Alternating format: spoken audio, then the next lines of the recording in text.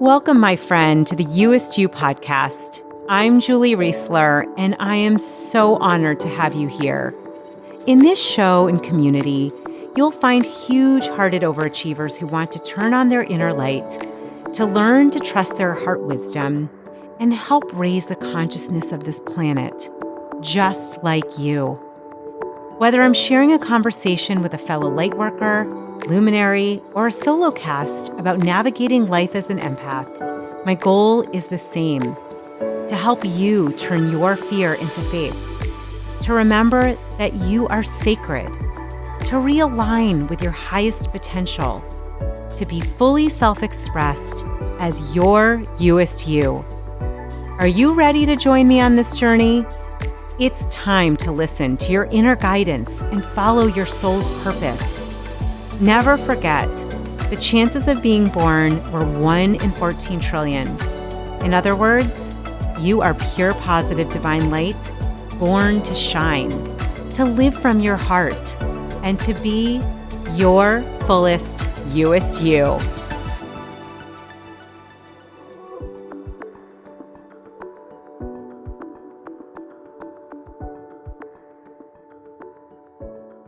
Welcome to the You-est podcast. This is Julie, and I'm so happy you're here. We have such an amazing guest for you today. This is such a treat for me because I've actually gotten to know Sara over the years and watch her blossom and bloom, and her amazing Soupergirl products just literally fly off the shelf and fly into my mouth often. So let me tell you a little bit about Sara first before you get to meet her yourself. Sara Polon graduated from University of Pennsylvania, where she studied history. Her career path then took many meandering twists and turns, including working at an internet startup, leading tours through the Middle East, and several years as a stand-up comic in New York. So cool. In 2008, after reading Michael Pollan's book, The Omnivore's Dilemma, she founded Soupergirl, along with her mom, Marilyn Polon, otherwise known as Soupermom, Chief Anxiety Officer. Sourcing seasonally from local farmers, the company makes a wide variety of healthy, kosher, all-natural vegan soups that can be found all over the East Coast. You can find Soupergirl products at the company's 2 DC area retail locations, Whole Food stores from Kentucky through Virginia, Giant, Wegmans, Peapod, and Costco Warehouse from Massachusetts down to Washington, DC. The company also ships soup nationwide via their Super Meal program. Soupergirl has received national press and has been featured in such publications as the Washington Post, Food and Wine, O Magazine, and a lot more. The soup duo was most recently seen on ABC's Shark Tank, NBC's Today Show, and CBS The Dish. Oh my gosh, Sara, welcome. We have so much to talk about. I'm so happy you're here. Thank you so much for having me. This is so exciting. I love what you're doing. Well, thank you. I love what you're doing. And frankly, my body loves what you're doing. You are just, it's amazing to me. Can you, I just think it's very easy to see something like this, to go see the product and be like, wow, look at that. I don't think people get or know, often like your mom's the chief anxiety officer. I'm sure there's anxiety, stress, and there's a whole building to what you've created. And just tell us a little bit about the birthing, the story of Soupergirl, whatever you want to share. Sure. Yeah. So I definitely was one of those people who I've been vegetarian for a very long time, actually, since I was like 23. But I did not draw the real connection between food and the significant impact on your body and the planet. I just, if I felt weird after eating something, I just didn't really pay attention. I just ate what I ate, and I was like, try to work out and try to generally, quote unquote, be healthy. And then I certainly didn't draw any sort of connection between food and the environment. And I went through kind of a rough patch when I turned 30, and I just started reading and educating myself, trying to get better mentally, physically, emotionally, and started drawing the lines between my food choices and health in general. everything I just talked about, self, body, environment, water, labor, everything is tied into our food choices. And when I dug deeper and deeper, I realized I had to get involved. And at the same time, I really wasn't happy doing what I was doing for work. I like to say I have a really hard time with authority. So at a certain point, I just had to work for myself. Yeah, I get it. And so I launched with my mom. My mom had no idea what she was getting into. Neither one of us did. Awesome. No one should ask of their mother what I asked of mine. But we just started cooking in 2008. I started networking with a whole bunch of local farms, started using her recipes and her cooking techniques. Neither one of us are classically trained, quite the opposite. We just cook, she's all self-taught. She taught me everything. And we just started cooking and people responded, because there's a real, this was in 2008. So we were really kind of ahead of the whole local food movement, and this whole foodie explosion. But people responded. They wanted home style cooked food with ingredients that they would use themselves. And we just started growing. But that's our basic story. We were inspired by wanting to make a change, wanting to make a difference. And even though we've grown quite a bit, we still, it's the two of us at the helm. And if anything, as we grow, we can double down on those values because we have more buying power. We have, we can make a bigger impact. And so it's, on the one hand, it's harder, but then it's fun and challenging. It's awesome. I'm curious with, I know that Michael Pollan's book, who's phenomenal. What was it in that book that really was the pivotal? Was there something you can remember that was like, oh my God, I got to do something now? Like what was the tipping point? Yeah, it was like in the middle of the book. I remember I was on a plane ride home. I actually remember I was on a plane ride home from like a bachelorette party in Costa Rica. And I was just kind of like miserable and tired. I'd gotten sick and I didn't really know the people very well. And I was just, I was miserable. And I read the book and I remember putting it down on the plane and kind of looking around and looking at everybody and thinking like, do you people know this? You need to know this. And it was, I can't remember the exact words, but it was basically the realization that we've all been brainwashed and that everything that we eat and that we're taught to eat, it's all based on lobbying and money. And we're making the most horrible choices. Yeah. And we don't need to be doing this, and how our food system has gotten so corrupted. Yeah. I literally put down the book and I was like, oh my gosh. Yep. Yep. That's one of the reasons. I mean, I adore you and your soup, but I think when we met up a month or so ago and we were talking, I mean, it's like, to me, it's not okay for people to not understand this or not know this. It's just, Well, it's very upsetting also to know that we just, the food waste, people are just beginning to wake up to this. So like, we throw away a disgusting amount of perfectly good food. And because we've developed this food system where we need asparagus now in January, no matter what it takes, because of this, we have so much food waste and we have nobody in this world needs to be hungry. No one. We have more than enough food. Yeah. But because our food system has gotten so corrupted and because we're so disconnected to the source of our food, we throw away bags of lettuce. We throw away perfectly good food. And then you have children going hungry. You have children with scurvy. It's insane. Yeah. It's so, well, one of the things I love about what you've done is the sourcing, from local farms and farmers. Has that, as you've expanded, I mean, I've seen you. I was in Boston, I think, and I was like, oh my goodness, Soupergirl's here. It's so exciting. Really excited. In Costco, I was just like, wow. I used to be with Panera and I'm like, next to the Panera soup, there's Soupergirl. Like, great. So are you able to still source locally? And we'll start with there. I'm curious also where you started with the soup making, but how does that go? So it's a great question, and it's one we get a lot, and we've actually expanded. So yes, so is it technically local if we're shipping it up to Boston? No, but are the farms that we work with still farming sustainably in many cases organic, but we're not an organic certified company, but we still have expanded our network of farms that we work with.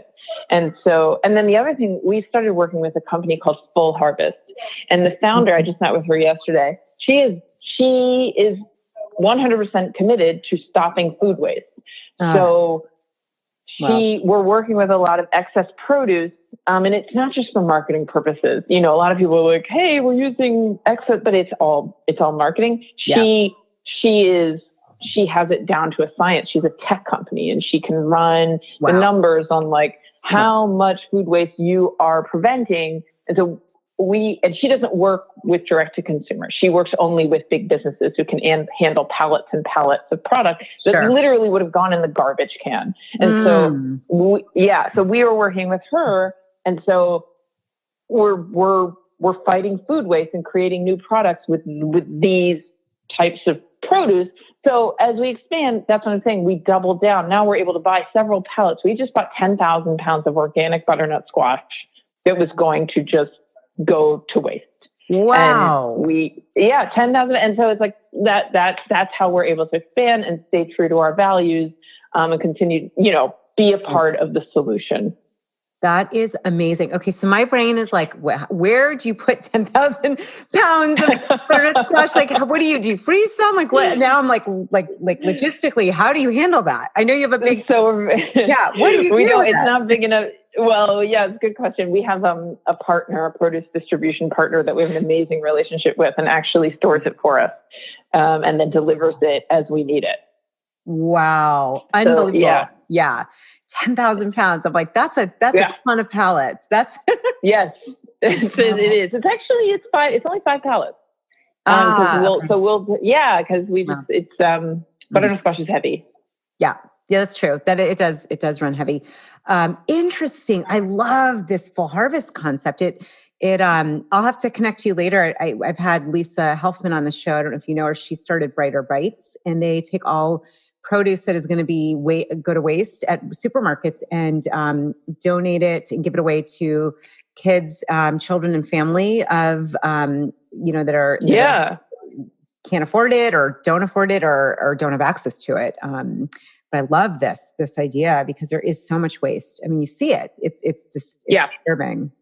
So it's just like you go to a supermarket and like, do we like that like that whole display of kale or whatever, that's not all going to get bought.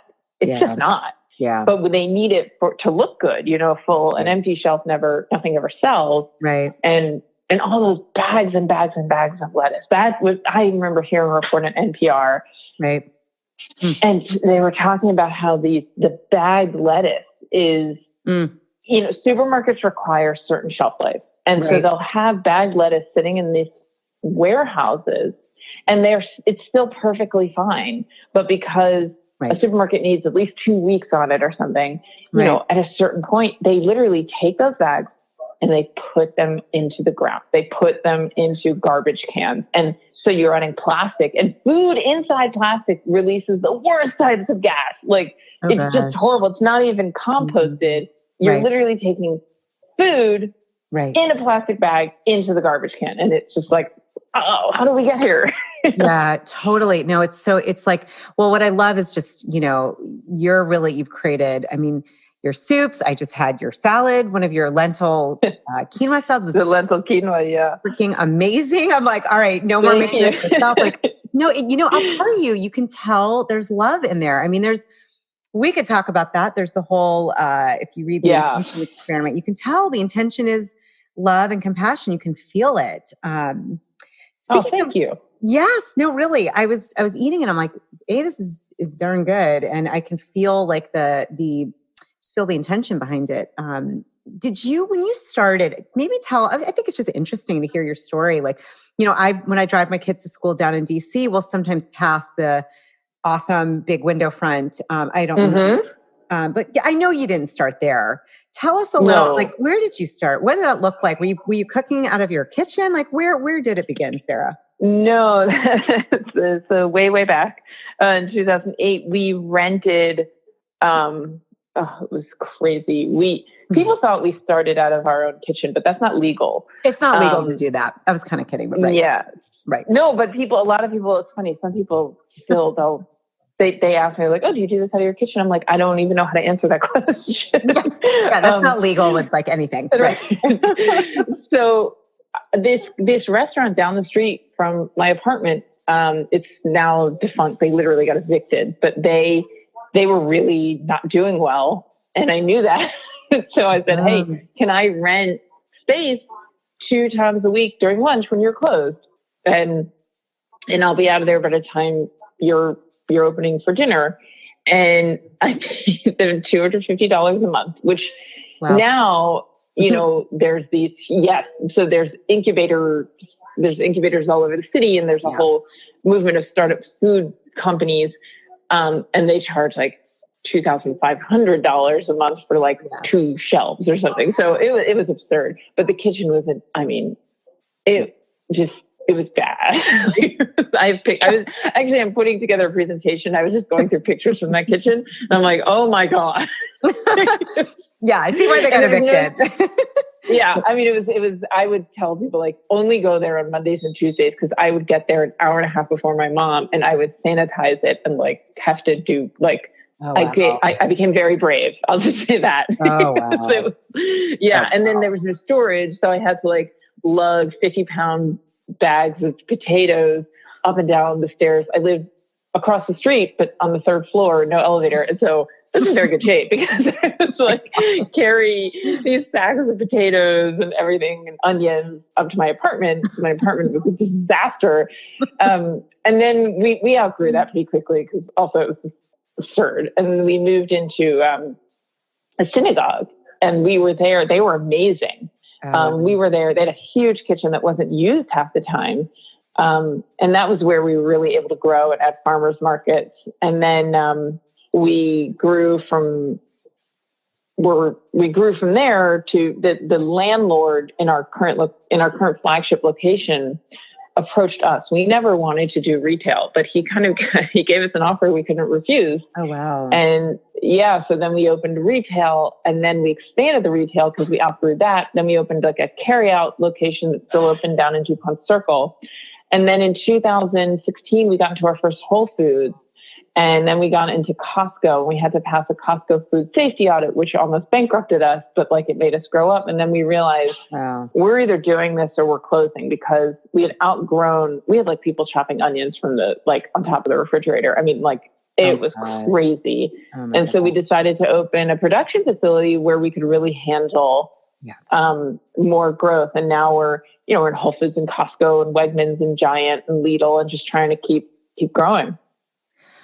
Woo, it's like I'm with you with the pounds of onions and the bag of potatoes, and like it's such a beautiful story, though. You know what I love about this, because I think it's kind of fun to hear where it started. But what stands out to me, Sara, is you're thinking out of the box about, oh, wait a minute, this restaurant that is clearly not doing well.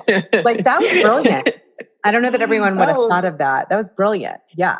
Hello, beloved soul seekers. This is Julie, and I am pausing the interview for just a moment because I wanted to share about a really special opportunity that I am about to launch my next cohort in my Life Designer Coaching Certification Program. And if this might speak to you, if you are feeling like you want to be a bigger change maker, light worker, be of greater service, help others to really design their best life, wanted to share with you more about this program. And to tell you first that my students, they come from all kinds of backgrounds. So some are from corporate to psychology, law, to the healing arts. Some are stay-at-home moms. Everyone is really looking to step into their highest version of themselves. And I want to let you know that the powerful fundamentals and transformational tools that you will master during this course will serve you regardless of the specific gifts you personally have to offer already. I would love to connect if this aligns. I have painstakingly developed this program to incorporate the most powerful tools, skills, insights, and exercises that I have personally seen over my 10 years as an expert transformational coach. also as a faculty member at Georgetown University in their coaching program. And then, frankly, through the hundreds and hundreds of incredible individuals that I've had the pleasure of coaching over these past 10 years. So if this feels like you or something that might be a calling, please reach out to me. Let me know if you're interested. You can find me on my website. My email is there. You can find me and message me in the You-est community for Soul Seekers Facebook community. You can message me in Instagram. Just find me, send me a note that you'd like more info. We can set up a time to connect. And I want to say that either way, I am so honored to be here on your journey. And as always, I'm sending so much love. Okay, back to the interview. Oh, I know. I think it's out of necessity, it's out of, what is it? Invention. What did they say? Necessity is the mother of invention or something. Yeah. Yeah. Something like that. Right. And I mean, just to hear kind of what it was in the beginning, where you started lugging like good exercise, I guess, right? You're going up and down the stairs. You're like, I don't need to go to the gym anymore. So what is the goal or vision? Do you because now you're in the game, because I've seen you all over, and I was laughing before we started. I'm heading to Sedona soon, and I'm like, can we get you in the Whole Foods there? Like, so I know you want to expansion. What is the goal? What's the vision? Thank you for asking. I want to.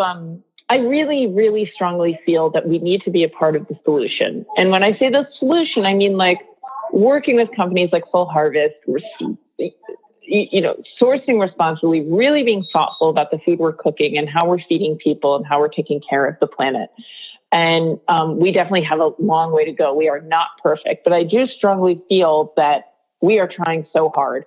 And it's not only our cooking and our sourcing, but it's also our treatment of our staff. It's also the respect that goes into, our crew here. We have a very low turnover rate. We really have an amazing team, from the people who wash the dishes to the people who ring up people at our locations. We're very, very fortunate. And so I want to grow this business because I feel that we can do it properly. And so I want to be, the premier refrigerated soup company in the country. I want to expand and continue to stay true to our values. And like I said, there's more than enough excess food for us to help. If we can just clean up all that excess food, fight food waste, reduce waste, feed more people. Let's do this. Let's keep growing. I actually have a funny tidbit coming back. You said, I didn't have to go to the gym. I just thought of something very funny I hadn't thought of. Yeah. In the beginning, I used to do triathlons, and I ran, and that was actually part of like my mental healing when I went through that rough patch, like when I was finishing up my previous job, that just helped me stay focused, have a goal. And then I really got addicted, and I was doing another one, and this was in like 2009 or 2010. I can't remember. It was before we opened up our retail location. And I signed up for an Olympic triathlon in DC, and my parents were out of town, my brother's out of town. I had actually just broken up with someone. Like I had to beg a friend to meet me at the end just to like high five me, because I like did it all by myself. And then I realized afterwards, I was like, oh no, I have an order in for 300 pounds of broccoli at the farmer's market. So I had to like finish the triathlon, bike home, pick up my car, go pick up the broccoli, take it back to the synagogue kitchen. And then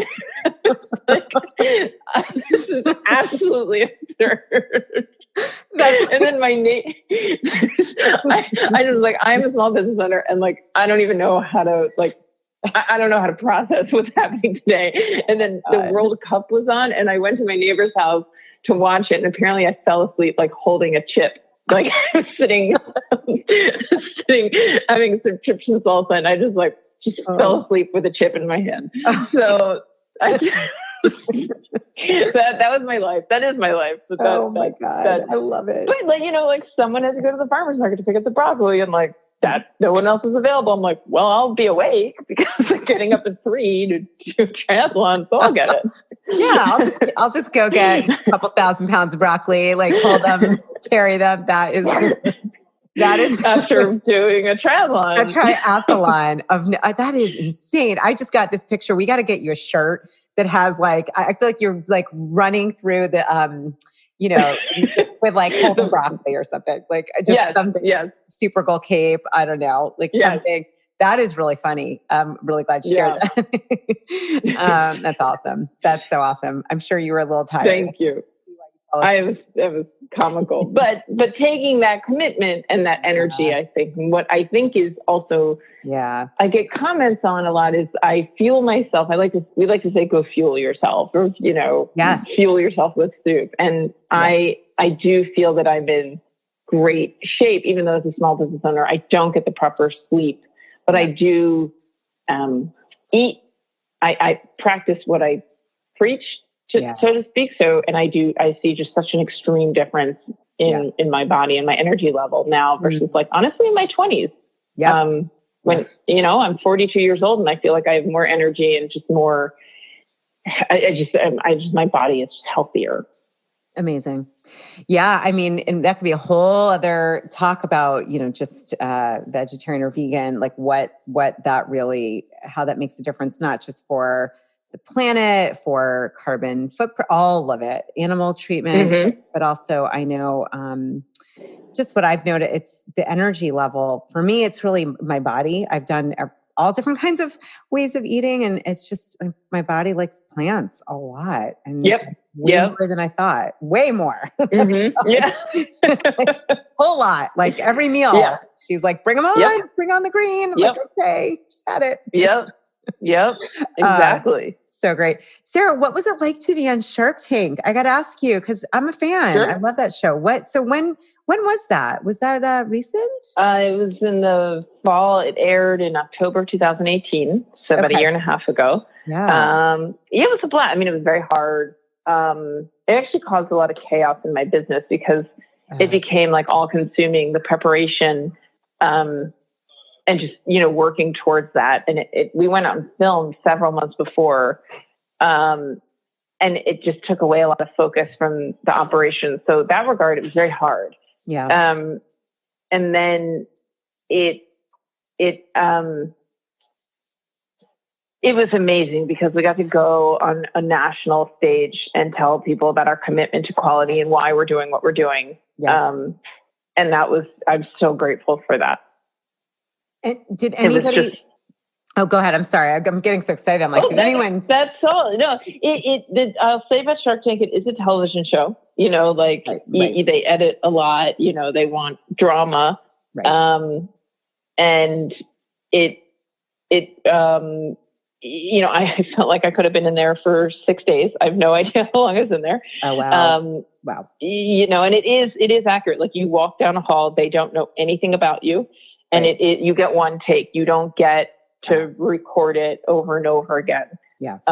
It's one take, and people do like pass out, and they just think, it is as it appears in terms of that. Right. So very accurate. Yeah. And so they show maybe, it's 20 minutes, but I'm guessing you're there, 4 hours. Much longer. Right. Yeah. It's some people are in and out in 15 minutes. I honestly have no idea how long we were in there. 30, 40 minutes, an hour or two. I don't know. It was like what, but it's, it's edited down to about 15 minutes. So amazing. Did anyone make a deal with you? Like what, I don't know that I wish I'd watched. No, we did. No, but then the guest shark came back and said, I regret what happened there. And so we've been in talks with him for a while, just trying to iron out details. Yeah. So it was great. It was kind of the best possible outcome. Yeah. And just the experience and, being on TV. It's national exposure. Once you can do, if you can do that, you can really handle a lot. That and the triathlon and getting your broccoli. Right. But like my mom was there with me. She's amazing. That was awesome. Wow. So cool. Yeah, again, what I've asked of my mother, no one should ask. No one should ask your mother what I asked of mine. I know. I love it. Well, I love, one of the things I love is that, two women running this business, and not just two women, but mother-daughter. Like that's a story in itself, and that's rare. That is so rare. I love my mom. I don't see that happening, but to have a mom that is your, your Yeah. Soupermom. That's what a gift. That's such a gift. Oh, I'm so lucky. I'm so lucky. I'm grateful for her. I'm so grateful for just this entire situation. I'm so grateful every day. Yeah. Amazing. Yeah, I love, Sara, all of this. Can you tell like the different kinds of soups and where else we can, I think you've listed where we can find them, but is there also a website? Like I know what I found is when we do these interviews, like I get emails like, oh my God, I tried this or I couldn't find it. And people really listen and want to know how we can support you and eat your awesome soup and salad. You. Tell us where and your fave. What your favorite is. Sure. Thank you. Yeah. So Soupergirl.com and SOU. So like Soupergirl.com. And it's a little complicated. You can get us a lot of different places. So the easiest is shipping direct to your home. That's via our Super Meals program. So you can get a selection we're about to add new flavors. So I think it's like 16 different flavors are available to ship directly to your door. So that's the Super Meals program. You can go to the store locator page on the bottom, and then you can see all the different stores that carry our soups. And we change them with the season. So right now we're in the winter season. So we have like winter chili and harvest lentil butternut squash and gingered sweet potato, really using those winter root vegetables. And so we'll have those for a little while longer. And then, starting in May, we switch over to our summer soups, our light or our gazpachos. We're going to add another flavor. So we have chilled gazpacho in bottles, they are so popular. It's a little overwhelming. And then we have like tomato basil, lentil summer vegetable, Portuguese white bean and kale.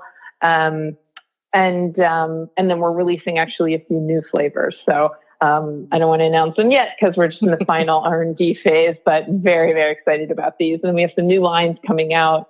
So there's a lot of different ways. And then if you live in the DC area, you can come to either visit us in Tacoma, and we have a sit-down restaurant, or not restaurant, but like cafe. And then we have a takeaway location in DuPont Circle. So if you go to our website, you can see all the different ways to get our products.